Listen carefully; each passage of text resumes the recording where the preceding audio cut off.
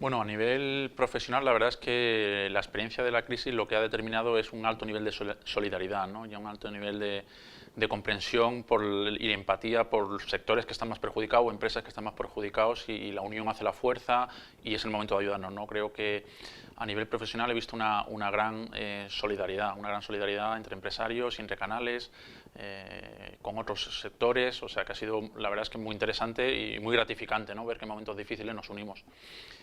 A nivel personal, la verdad es que he estado muy absorbido por manejar la situación con las empresas. Somos FIAP, somos el interlocutor con el gobierno para resolver problemas que teníamos, y por lo tanto ha sido muy intenso, y la comprensión de mi mujer y de mis hijos en esa situación pues ha sido también muy reconfortante, ¿no?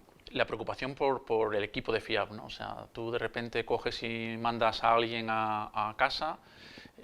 Aquí tenemos gente desde los 60 hasta los 27, de distintos ámbitos. Algunos viven solos, son gente joven que han venido a Madrid a trabajar, y también una gran preocupación por ellos, ¿no? Y la verdad es que una de las cosas que yo creo que hicimos bien en FIAP con los directores cuando nos reuníamos hicimos dos cosas. Una es decir la verdad, en el sentido de, oye, que no son 15 días, que aunque digan que son 15 días, van a estar prorrogándolo y van a ser al menos 3 meses.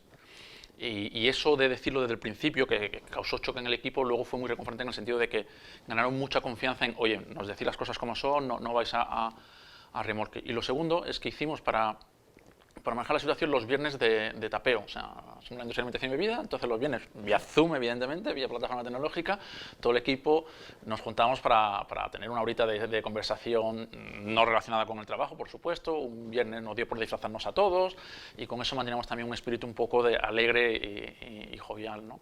Gracias a Dios ninguno se infectaron, pero fueron asintomáticos, lo supieron a posteriori, no hubo nadie que pasase del equipo por una mala situación, pero eso también fue muy reconfortante, ¿no? El liderazgo del Comité de Dirección de FIAP para que el equipo estuviese bien informado, que estuviese con confianza y que nos preocupase también sacarlos un poco de la rutina de estar encerrados, ¿no? Yo veo tres enseñanzas muy claras, algunas relacionadas con el sector, otras más de ámbito personal. Relacionado con el sector, yo creo que antes de la pandemia, la industria de alimentación y bebida, como que éramos un poco frívolos toda la sociedad, como lo damos por hecho, ¿no? Y era, bueno, sí, eso está ahí, sí, eso es lo de siempre, que si los envases, que si los ingredientes, que si los nutrientes. Estamos un poco sin ser consciente, que la pandemia lo hizo ser consciente a la sociedad y al gobierno, que yo creo que ya lo era, pero además es el carácter estratégico de la industria de alimentación y bebida y de la cadena agroalimentaria en su conjunto para la sociedad española. O sea, lo primero que tuvo la gente fue miedo a su salud, y lo siguiente, miedo a quedarse desabastecida, que se fueron corriendo a un pico de abastecimiento que fue brutal, y que gracias a toda la cadena, con mucha responsabilidad, con unos esfuerzos tremendos que la gente no es capaz de imaginar, y en una situación en la que se supone que deberíamos estar confinados, pues se trabajó a destajo para que no hubiese ni una falta en los supermercados. De hecho, somos con Canadá el mejor país del mundo en aprovisionamiento en ese momento. O sea, mejor que Alemania, mejor que Francia, lo hicimos muy bien.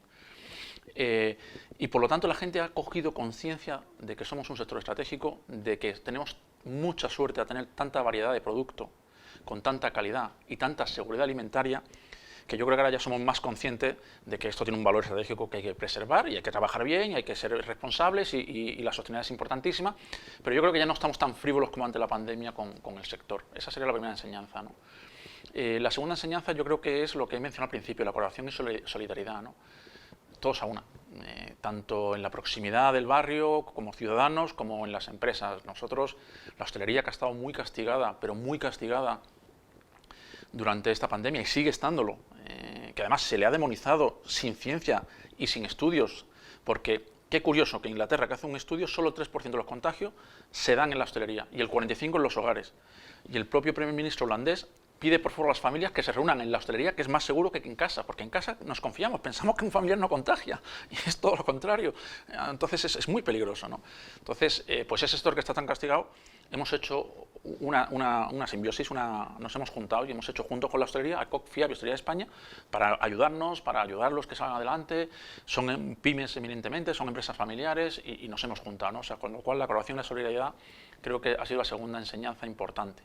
Y la tercera, que ha sido muy curioso de ver, es la aceleración de la transformación, sobre todo digital, ¿no?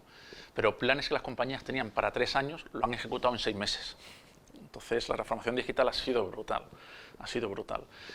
Planes de negocio para hacer business to consumer, o sea, para vender al consumidor directamente en digital o a través de plataformas digitales, que no pensaban a lo mejor hacerlo hasta 2023, lo han hecho en 6 meses. O sea que esas 3 enseñanzas para mí han sido muy significativas. 3 grandes retos. El primero es la resiliencia como país. Yo creo que aquí nos han metido en un debate que es falso entre turismo e industria. No.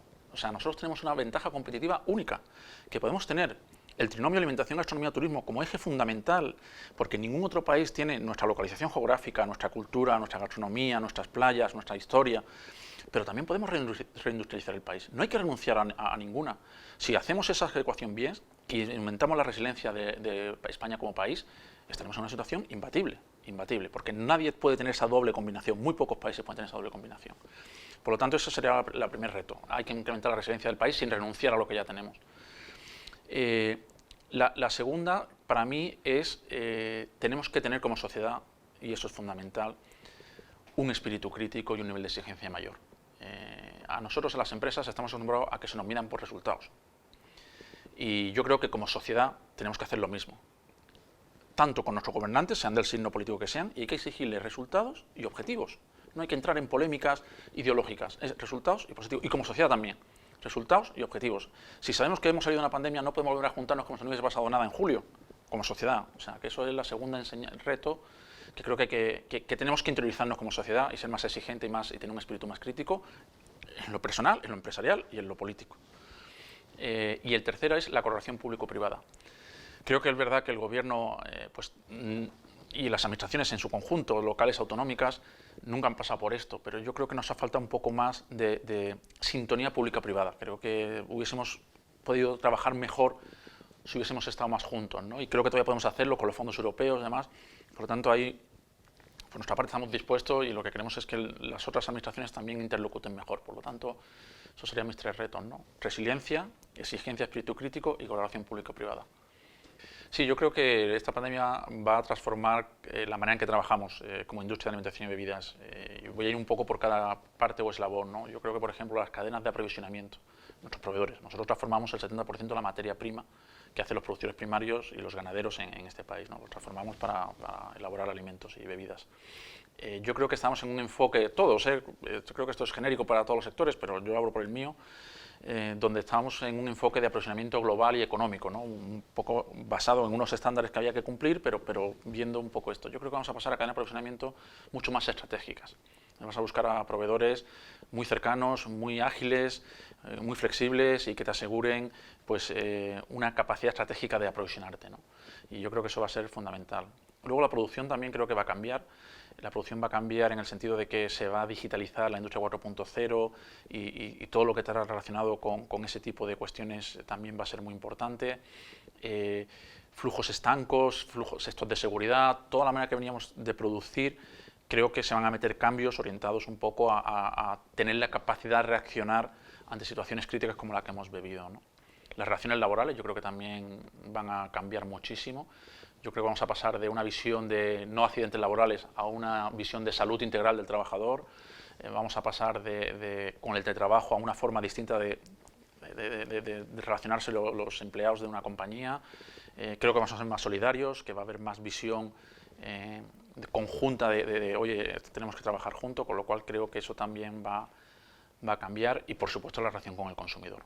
La relación con el consumidor va a ser mucho más digital, el consumidor ha cambiado de hábitos, ha consumido más en el hogar, ha vuelto más a recetas, está más preocupado por el medio ambiente, mucha más preocupación por la seguridad alimentaria que antes, lo cual es muy positivo. Entonces yo creo que todos esos cambios y todas esas tendencias van a ser las que estamos viendo y estamos trabajando para darle a nuestros asociados la posibilidad de llegar rápido a esas situaciones, ¿no? Creo que los fondos europeos de transformación digital y de sostenibilidad es una gran iniciativa y además el presidente del gobierno dijo que en su primera política medida era el sector agroalimentario, con lo cual nosotros creemos que somos eminentemente pymes, pero esto va a ser una oportunidad para que estas pymes se transformen digitalmente hablando y aceleren su proceso de ser más sostenibles, que ya lo son, porque ¿quién más que nosotros está interesado en un medio ambiente que nos proveemos del medio ambiente, no nos proveemos de la naturaleza? Yo creo que tenemos que mantener, y yo creo que la vocación está por todas las partes, mantener la visión de cadena. no somos productores primarios, industria alimentaria, distribución, hostelería. Somos unos, con distintos eslabones, ¿no? Por lo tanto, yo creo que la visión de cadena que la pandemia ha traído, de somos unos, aunque estemos en distintos apartados de la misma cadena, eso se tiene que mantener. No podemos... Tenemos un objetivo común y lo compartimos y somos parte de lo mismo, por lo tanto eso creo que ha sido muy positivo, eso se ha reforzado muchísimo, ahora es una cadena de verdad y eso se tiene que mantener, junto con la hostelería se tiene que mantener, la visión de cadena con los productores agrarios se tiene que mantener y eso es importantísimo. Yo creo que lo que tenemos que mejorar es la priorización y financiación de las iniciativas que desde la cadena ponemos en marcha.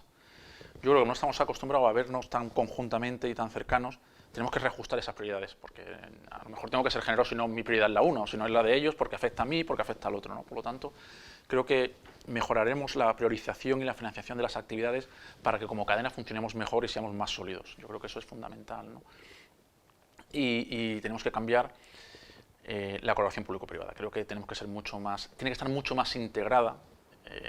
Yo creo que eso de trabajar como privados, hoy en día la colaboración pública-privada se entiende como yo soy público, tú privado vienes, me propones algo, yo lo estudio, sí o no, o lo cambio o lo corrijo. Yo creo que una verdadera colaboración es cuando se hace conjuntamente desde el principio las cosas, no es cuando yo te digo una propuesta para que tú me la analices, ¿no? Entonces yo creo que eso es lo que tenemos que cambiar en la colaboración público-privada, integrarnos más en trabajos conjuntos para fortalecer la cadena y para nosotros hay un trinomio ganador en España que ahora está sufriendo horrores, que es alimentación, gastronomía, turismo. Y, por ejemplo, estamos haciendo muchas propuestas al gobierno para mantener, fortalecer, ayudar a ese trinomio y la verdad es que a veces cuesta, ¿no? Yo tengo dos reflexiones. Una, de cara a mi industria,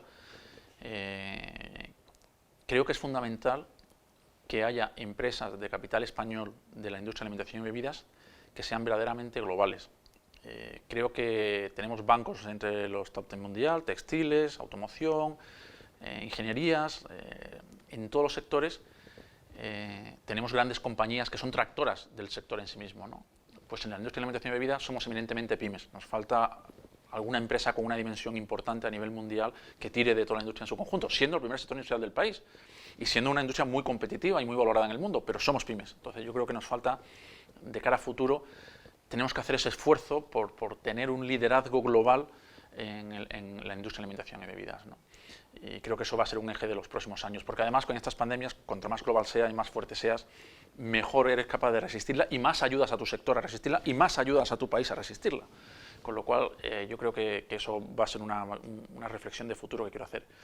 Y la segunda es que, lo que he dicho como uno de los retos, creo que si no tenemos un espíritu de mejora continua, un espíritu crítico y un nivel de exigencia alto con nosotros mismos, como sociedad, como empresarios y con los gobiernos, vamos a perder una gran oportunidad de transformarnos de esta pandemia. Y podemos salir más débil y dejar un país más débil del que estábamos antes de la pandemia. Por lo tanto, creo que todos tenemos que aplicárnoslos en todos los aspectos de la vida y exigírselo a todos los que nos rodean, ya sea en público o privado, porque si no, no mejoraremos como país y desaprovecharemos una gran oportunidad.